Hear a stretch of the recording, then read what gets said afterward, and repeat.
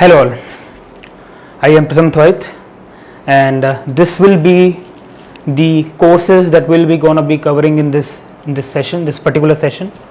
Okay, I'll take you through to this session for the digital logic and this will be a very short and crisp introductory video जिसमें हम लोग ये सब discuss करेंगे हम लोग आने वाले वीडियोस में क्या क्या पढ़ेंगे.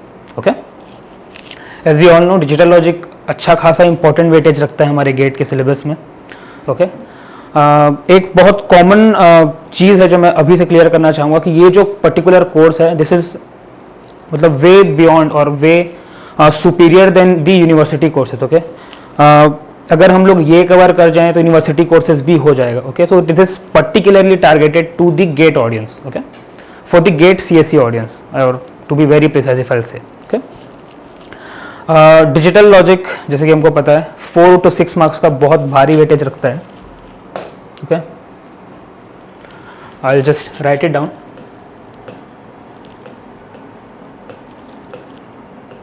ओके, 4 to 6 मार्क्स का वेटेज डिजिटल लॉजिक रखता है. डिजिटल लॉजिक अपने आप में कंप्लीट सब्जेक्ट है और डिजिटल लॉजिक के कुछ कंसेप्ट्स हम लोग को COA the computer organisation and architecture जो कि एक बहुत ही ज़्यादा इंपॉर्टेंट एक और गेट सब्जेक्ट है उसमें भी ये वेटेज रखता है. ओके, अगर हम लोग को डिजिटल लॉजिक के कंसेप्ट्स नहीं पता या कुछ ऐसे कंसेप्ट्स हैं जैसे कि हम लोग आगे पढ़ेंगे कॉम्बिनेशनल सर्किट्स में डिकोडर हो गया हमारा एनकोडर हो गया, अगर उसके कंसेप्ट्स हमको नहीं पता है इन केस हमको नहीं आते हैं तो COA में हमको थोड़ी बहुत परेशानी हो सकती है. मल्टीप्लेक्सर का भी एक कंसेप्ट है जो कि काफ़ी इंपॉर्टेंट है. ओके, तो हम लोगों को एज सच डिजिटल लॉजिक इस फ्लो में कंप्लीट करते जाना है. ओके,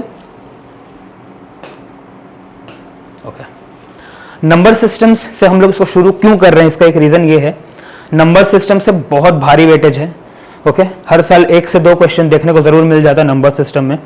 अच्छा, डिजिटल लॉजिक भी एक ऐसा सब्जेक्ट है जो इलेक्ट्रॉनिक्स इंजीनियरिंग में भी आता है. ओके, मतलब इलेक्ट्रॉनिक्स के गेट में भी डिजिटल से क्वेश्चंस पूछे जाते हैं. ओके, कहने का मतलब ये है कि इलेक्ट्रॉनिक्स में जो कोर्स हमारा जो गेट का सिलेबस है डिजिटल लॉजिक को वो ऑलमोस्ट सेम है और कुछ और भी चीज़ें आती हैं, कुछ एडवांस टॉपिक्स भी आते हैं बट उसमें मेजरली नंबर सिस्टम्स को उतना वेटेज नहीं दिया जाता है.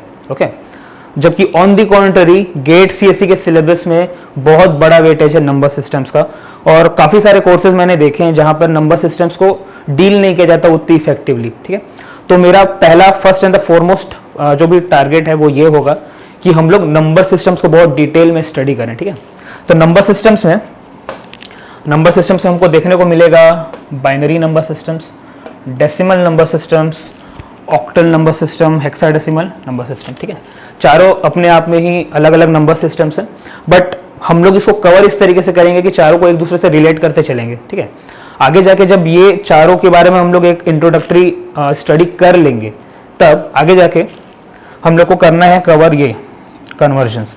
और गेट में इस साल भी आया था और हर साल लगभग हर साल कन्वर्जन से क्वेश्चन पूछा जाता है. मतलब binary to octal, octal to hexadecimal, decimal to binary, binary to decimal and likewise है ना. मतलब इन चारों के बीच में जो भी कॉम्बिनेशन हो सकते हैं, जो भी कन्वर्जन हो सकते हैं उनके बारे में क्वेश्चन पूछा जाता है. जैसे कि हमारे पास कोई नंबर होगा 11. ओके, 11 हमारे पास एक नंबर है.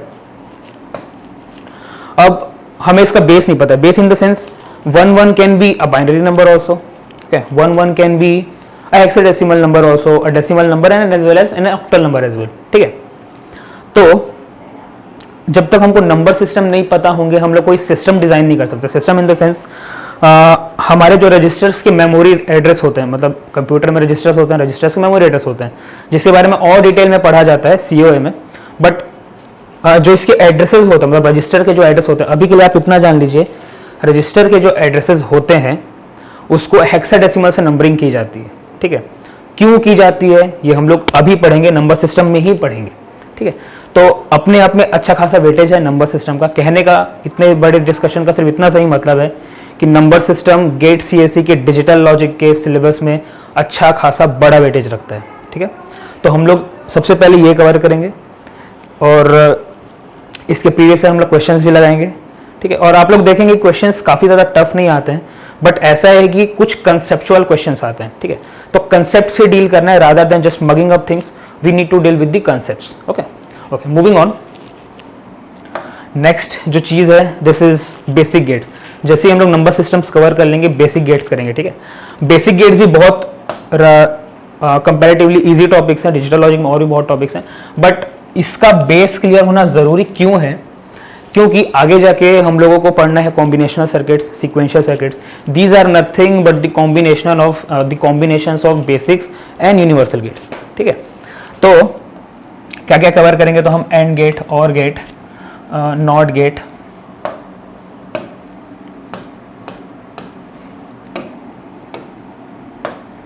एक्सॉर गेट्स, एक्सनॉर गेट्स, ठीक है, मतलब exclusive OR gates and exclusive NOR gates क्या होता है हम लोग इसको भी अच्छे से डील करेंगे, बहुत प्यार से डील करेंगे। इसके ट्रुथ टेबल हमको देखना है, इससे रिलेटेड हमको सर्किट्स देखना है। गेट में इससे क्वेश्चन इस तरीके से आते हैं कि कुछ गेट्स के कॉम्बिनेशन होंगे हमारे पास, लाइक दो एंड गेट कनेक्टेड है, दो नॉट गेट कनेक्टेड है, एक एंड एक नॉट एक और, ऐसा करके एक सर्किट है, ठीक है, और उसके इनपुट्स दिए हुए हैं ए बी समथिंग, एक इमेजिन हम लोग कर सकते हैं ए बी एक सर्किट दिया हुआ है। बस फिर उस सर्किट से हमारा आउटपुट क्या हमको जनरेट मिलेगा, मतलब उस पर्टिकुलर कॉम्बिनेशन ऑफ इनपुट से हमको क्या आउटपुट जनरेट करेंगे, इस तरीके के क्वेश्चंस आते हैं, ठीक है। बहुत ज़्यादा टफ क्वेश्चन नहीं होते हैं, अगेन कंसेप्चुअल होते हैं। If we remember the functioning of AND OR NOT, और ये फंक्शनिंग हम लोग समझेंगे बिल्कुल उसके बेसिक से आके, मतलब ट्रुथ टेबल से हम लोग ये समझ जाएंगे, ठीक है। ओके, जैसे ही बेसिक गेट्स कवर होता है, इसके कुछ क्वेश्चंस हम लोग कवर करते हैं, उसके आगे जाएंगे हम लोग तो मिलेगा हमको यूनिवर्सल गेट्स, ठीक है।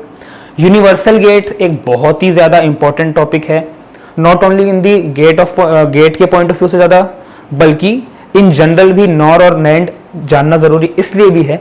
काफ़ी सारे सिस्टम होते हैं, यूनिवर्सल गेट इनका नाम इसलिए पड़ा हुआ है क्योंकि हम लोग नॉर से और नैंड से, ठीक है, इंडिविजुअली भी नॉर और नैंड से, मतलब नैंड नैंड नैंड ऐसा जोड़कर भी इंडिविजुअली भी हम लोग ऊपर दिए हुए हर सारे फंक्शंस, मतलब सारे गेट्स हम लोग जनरेट कर सकते हैं, ठीक है। कैसे करेंगे वो हम लोग जरूर पढ़ेंगे आगे जाके। नॉर से भी सिमिलरली, नॉर से भी हम लोग सारे के सारे जितने भी गेट्स हैं तो हम लोग डिराइव कर सकते हैं, स्टडी कर सकते हैं, ठीक है। अच्छा, किसी के मन में अगर ये डाउट आ रहा हो कि अगर हम लोग नॉर और नैंड से ही सब कुछ जनरेट कर सकते हैं तो बाकी चीज़ें पढ़ने की ज़रूरत क्या है ना? तो ये डाउट अपने मन में ज़रूर रखना, जब हम लोग आगे जाके पढ़ेंगे गेट्स तब मैं आपको सबसे पहले वहीं से शुरू करूँगा कि हम लोग बाकी गेट्स क्यों पढ़ रहे हैं अगर दो गेट से हमारा काम हो जाता है तो। Okay, moving on, another very very important topic and relatively very I will say बहुत ही इजी टॉपिक है के मैप्स। के मैप से हर साल क्वेश्चन देखने को मिलेगा आपको, हर साल, या तो ऑल्टरनेट ईयर से मिल जाएगा या तो हर साल मिल जाएगा, ठीक है। गेट से हर साल क्वेश्चन आएगा या नहीं, कोई श्योरिटी से नहीं बोल सकते। नंबर सिस्टम से हाँ बिल्कुल एक क्वेश्चन आ ही जाता है, दिख ही जाता है, वैसे ही सिमिलरली के मैप से दिख जाता है, ठीक है। मतलब मैं ये नहीं बोलता कि सिर्फ के मैप से आएगा, के मैप के कुछ कंसेप्ट से आएगा, लाइक इसमें भी कुछ कंसेप्ट होते हैं, ठीक है। वो कंसेप्ट क्या हैं? के मैप्स में हमको देखने को मिलता है पी आई, ओके, EPI, और एक कंसेप्ट है RPI। ये सब क्या है?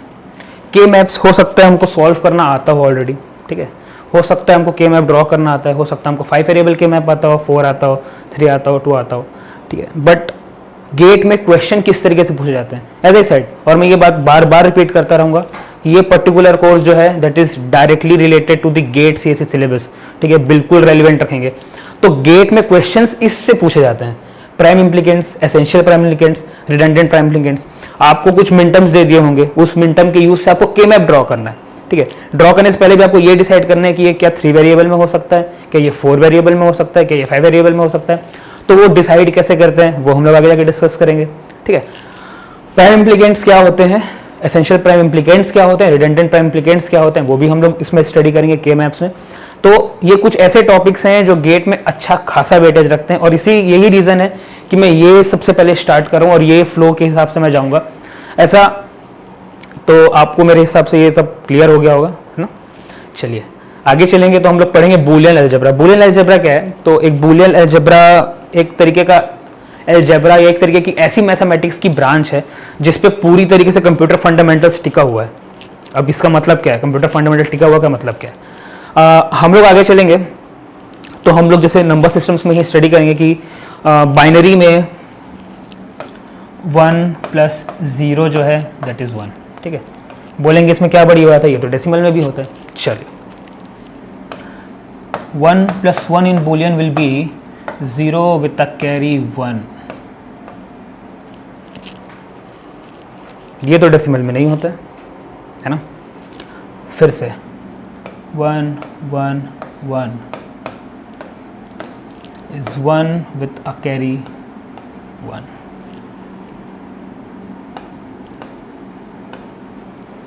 ये भी डेसिमल में नहीं होता, ये भी बुल बाइनरी में होता है। तो ये किस लॉ के तहत इस तरीके से हो रहा है, मतलब ये फंक्शन दिखा रही है। This is all related to the Boolean algebra, right. तो कहने का मतलब ये है कि हमको बूलियन अलजेब्रा कवर करना है, और क्यों कवर करना है, उसकी मतलब क्या है, क्या उससे क्वेश्चंस आते हैं, वो सब हम लोग जाएंगे जब ये पढ़ रहे होंगे, जब ये कवर कर रहे होंगे, तो उस लेक्चर में हम लोग इसको कवर करेंगे, ठीक है।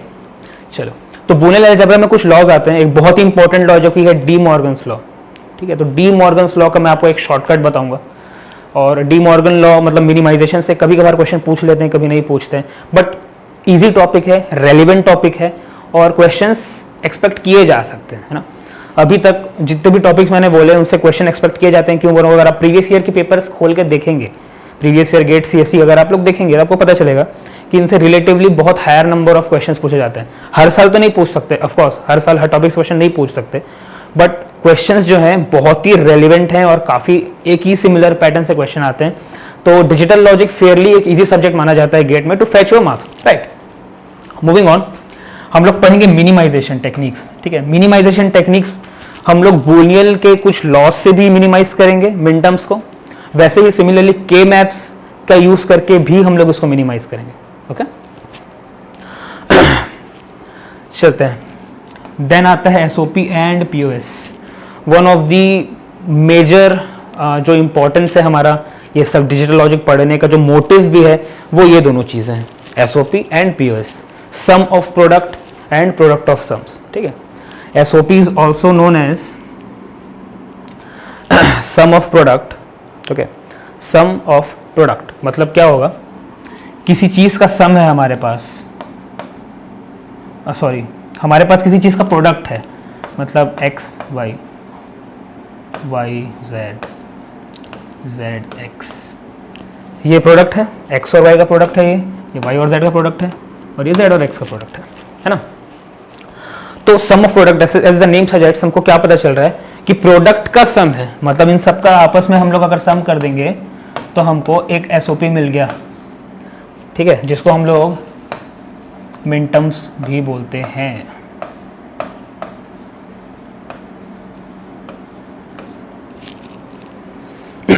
Pardon for the writing, but इसको हम लोग मिन टर्म्स भी बोलते हैं, है ना। सिमिलरली पीओएस क्या है, POS is product of sum, मतलब सम होगा हमारे पास, ठीक है।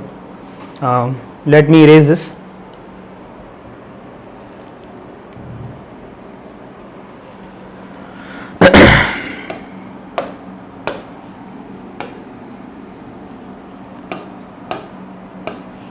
प्रोडक्ट ऑफ सम मतलब हमारे पास कोई सम होगा, ये एक सम है, ठीक है। ये दो वेरिएबल्स का सम है, एक्स और वाई का सम, वाई और जेड का सम, ठीक है।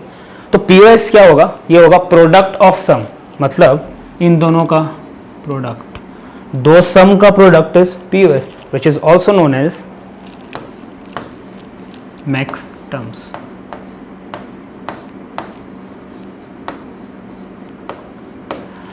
ये चीज़ें अभी समझ में आ रही हैं, नहीं आ रही, कोई फर्क नहीं पड़ता, ये इंट्रोडक्टरी लेक्चर है, सब कुछ बहुत ही डिटेल में स्टडी की जाएगी, ठीक है। तो इस पर कोई टेंशन लेने की बात नहीं है। चलिए मूव ऑन करते हैं, अगला टॉपिक जो होगा एसओपी और पीओएस बाद होगा डुअल फंक्शन।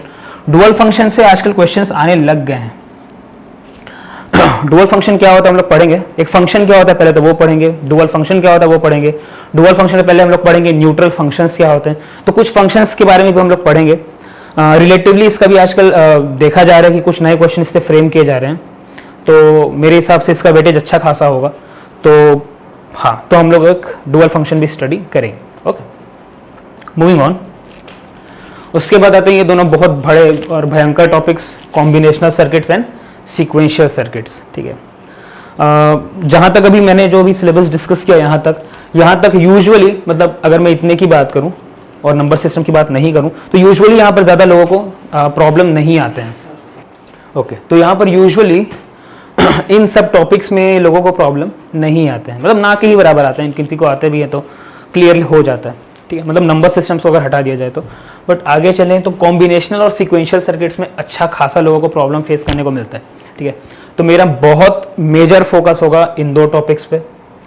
इन दो टॉपिक्स में कुछ ऐसे सब टॉपिक्स हैं जैसे कि हाफ एडर है, हाफ सब्ट्रैक्टर है, full adder, full subtractor, decoder, encoder, mux, ripple carry adder. Mux के साथ हम लोग पढ़ेंगे डी मक्स भी, ठीक है। अब लोग इसमें गलती क्या करते हैं कि लोग रश करते हैं उन चीज़ों पे जो फेयरली टफ तो ऑफकोर्स है, बट फेयरली उसका वेटेज उतना ज़्यादा नहीं है। मतलब हमको करना क्या है, हमको करना है smart work rather than donkey work. We need to do the smart work. Now what is an smart work? Okay, half adder, half subtractor, full adder, full subtractor. लोग करने की कोशिश क्या करते हैं कि पूरा सर्किट मगअप करना चाहते हैं। पूरा बड़ा सा सर्किट है और दो हाफ एडर से हम लोग सब्ट्रैक्टर कैसे बनाएंगे, तो वो circuit rather than memorising this circuit, कभी भी आप देखोगे तो सिर्फ निमोनिक से क्वेश्चन पूछा जाता है। मतलब क्या कि एक फुल एडर अगर मैं बना रहा हूँ, ठीक है, फॉर इंस्टेंस अगर मैं एक फुल एडर बना रहा हूँ तो मुझे कितना हाफ एडर लगेगा, ठीक है। अभी के टाइम में आपके लिए ये रेलिवेंट नहीं है, लेकिन मैं आपको बता दूं तो दो हाफ एडर प्लस एक और गेट लगता है, ठीक है। अब इतनी सी जानकारी से हमारा काम हो सकता है, बहुत आराम से हो सकता है। कोई भी क्वेश्चन उठा के देख लो आप, फुल एडर पे, फुल सब्ट्रैक्टर पे, इतनी सी जानकारी से हमारा काम हो सकता है। लेकिन नहीं, हम लोग करने की कोशिश क्या करते हैं, हम लोग पूरे सर्किट मेमोराइज करने की कोशिश करते हैं।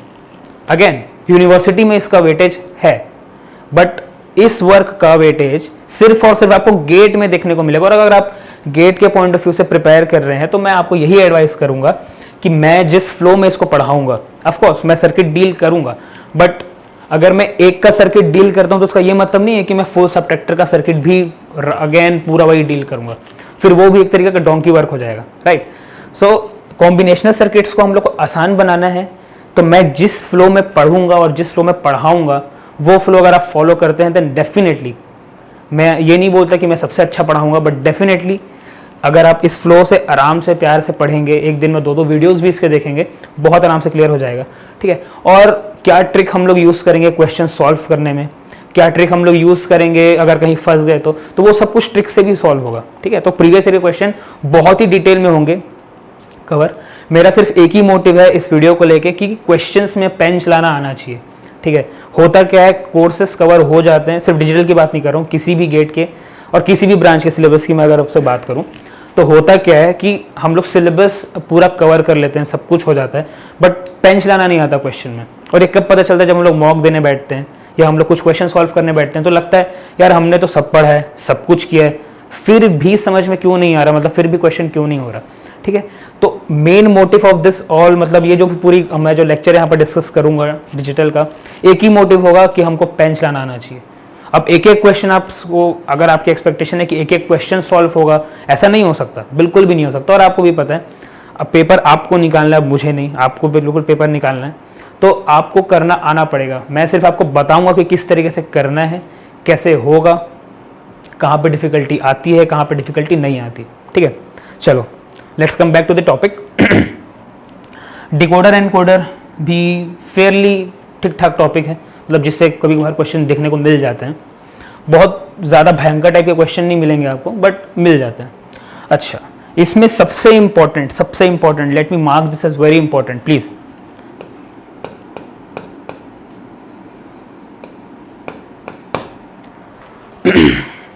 मक्स एंड डी मक्स, ठीक है। बहुत ही इंपॉर्टेंट टॉपिक है, और बहुत ही इंपॉर्टेंट टॉपिक इसलिए है क्योंकि मल्टीप्लेक्सर एक इजी टॉपिक है, बट इससे क्वेश्चन काफ़ी अच्छे हाई ऑर्डर के सेट करते हैं। जो भी पेपर सेट करता है वो काफ़ी अच्छे क्वेश्चन इससे सेट करता है, ठीक है। लाइक 5x32 अगर कोई मल्टीप्लेक्सर है तो कितने 2x4 के मल्टीप्लेक्सर हमको लगेंगे। लाइकवाइज इस तरीके के क्वेश्चन मल्टीप्लेक्सर में बहुत अच्छे से सेट किए जाते हैं। वैसे ही 2-3 मल्टीप्लेक्सर का कॉम्बिनेशन होगा, मतलब एक मल्टीप्लेक्सर ये, एक मल्टीप्लेक्सर ये, एक मल्टीप्लेक्सर ये, और ये आपस में जुड़े हुए हैं, कुछ इनके इनपुट्स हैं,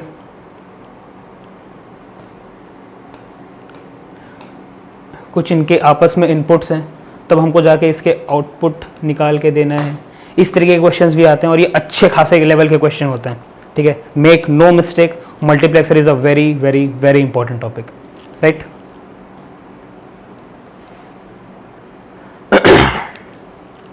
moving on, ripple carry adder जो है वो भी फेयरली ठीक ठाक टॉपिक है। इससे ज़्यादातर क्वेश्चंस जो होते हैं वो टाइम रिलेटेड क्वेश्चंस होते हैं, ठीक है।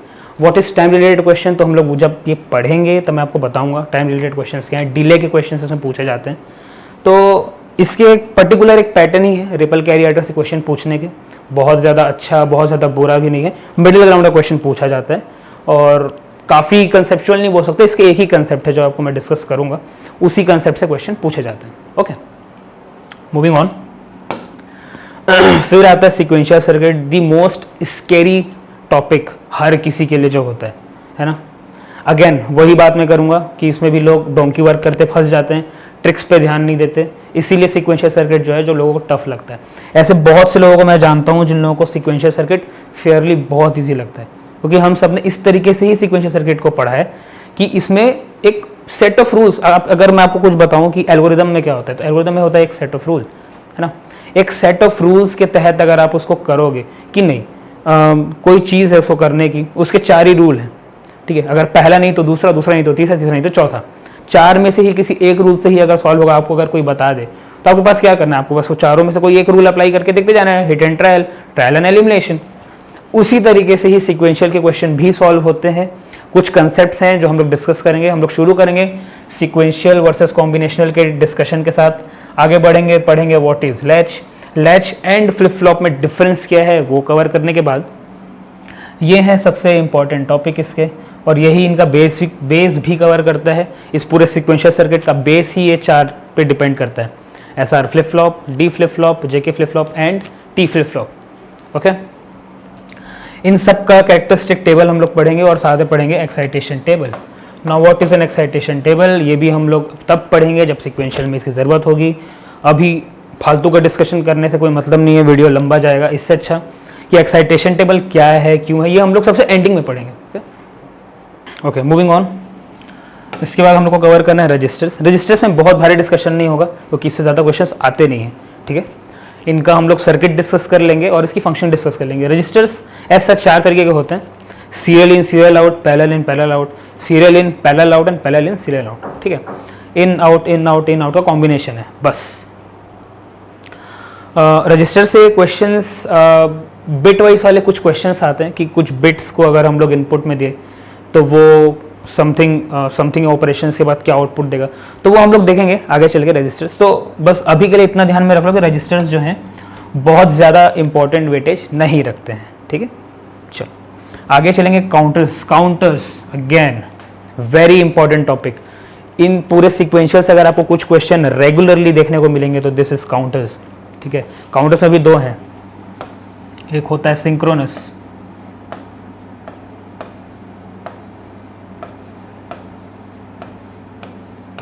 और एक होता है एसिंक्रोनस, ठीक है। दोनों की अपनी अपनी फंक्शनिंग है, दोनों एक दूसरे से रिलेटेड है भी और नहीं भी।